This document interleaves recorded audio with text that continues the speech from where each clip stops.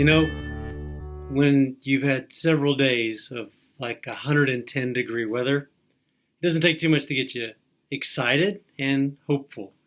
This morning, before we had our outdoor drive-up Bible study, it rained. Man, you thought we'd been discouraged, but no, just a tiny shower? Wow. Man, you'd have thought it was time to build an ark. We were excited by the prospect of something cooler and damper. So I'm a little bit rain dampened, but my spirit is strong as I get ready to tell you what's next. Because, you know, today we're in Proverbs 14, and the verse says this: "The naive believes everything, but the sensible man considers his steps." You know, the word gullible is sometimes considered an insult. As for me, I'm an idealistic person. I like to think the best can happen. The old adage about a pessimist sees the glass half empty, an optimist sees it half full. I think a realist would say the glass is not the right size, and then an idealist would say we need to go get more glasses. But I understand how the world works. And it really does, it does amaze me how Christians so often forget sin's damage done to the world. The world is not getting worse. I mean, that already happened.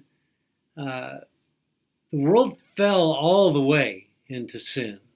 Not part of the way, not gradually. Right there in Genesis 3. And scriptures and history have demonstrated clearly the totality of the fall. So our shock and worry shouldn't be about how bad things are getting. Instead, we ought to be aware more than anyone. This is it. This is a world that has been in need of redemption, reconciliation, and restoration in Jesus Christ. I mean, we ought to be the last people that fall for conspiracy theories on Facebook. We ought to be the last people that get duped into conversations about people's bad choices and bad decisions. It's the way it is. The reason that I think it has happened for Christians is we forget how much we needed to be saved, and therefore we forget how much the world needs to be redeemed by Jesus Christ. When we get that straight, everything else, man, it allows us to be, content and not complacent. Here's some other texts in Proverbs that are in our Sunday school material, our Bible study material for the week. Proverbs 1:32, "The complacency of fools will destroy them." In Matthew 10:16, Jesus reminds his disciples, "I'm sending you out like sheep among wolves. Therefore be as shrewd as serpents and as innocent as doves." In Romans, Paul writes in the 16th chapter about those who deceive the hearts of the unsuspecting with smooth talk and flattering words.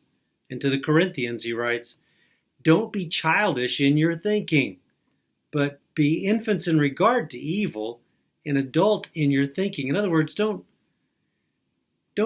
seek evil, but realize it's there and be aware of it. And that's important for us. So 2 things today, real quickly. Seek wisdom, not information. It's so easy through social media to just have it thrown at you. I know here this is on social media that you're watching this. Man, you can go down a rabbit hole fast. Just clicking on this, watching that, reading this, clicking there. And before you know it, you got a lot of information, but little of it that may be accurate or helpful there. So it's really important for you to seek wisdom. Find solid, reputable sources. and good conversations, and that's important for us. And then settle wisely, that is. Don't be inflexible.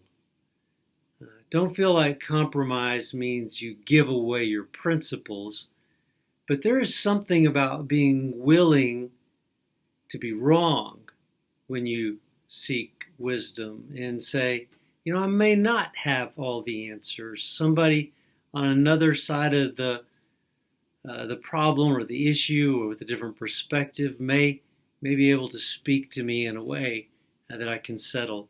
This is all about getting to what the text says a wise person has, which is contentment. Paul says he'd learned to be content in all things. And contentment is the foundation upon which a believer in Jesus Christ can build joy and community. I kind of think about it like this way. We just need to be real. We definitely are surrounded by hand baskets headed to the eternal flames. That's the truth. But let's not let the enemy, Satan that is, the deceiver, what that word means, energize our conversation and dupe us and delay us and distract us away from what God has for us. Don't let the latest political pundit or conspiracy theory waste your precious energy or take fuel away from spreading the gospel. In college, I had a favorite ethics professor, and he and I were talking about something I was seeing about how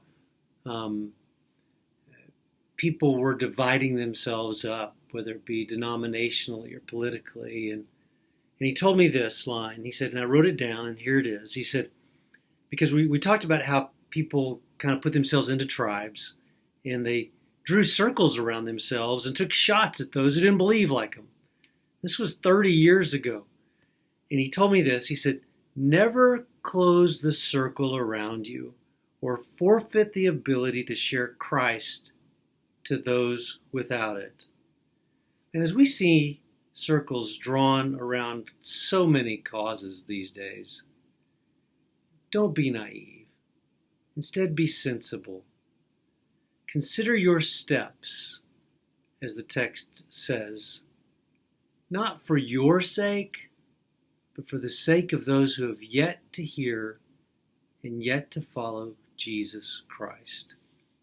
Yeah, it's hard to see sin happening around us, but know this, our job is not the judge. Jesus has got that. Our job is to point toward the reconciliation work of Christ. Struggling to gain victories in the short term is a short-term win.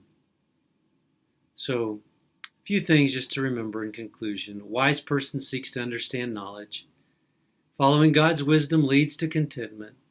And God's wisdom, when we build our life on that, builds joy and produces joy in our life, even when there are hard times for us. And it allows us to be a blessing to others. That's important for us. So think about that today when you're on social media, or you click on this or you read that. Don't swallow everything upon which you choose. Take time to investigate it, inspect it, but really don't get drawn in. Instead, draw people to Jesus Christ. God bless you. Have a great week.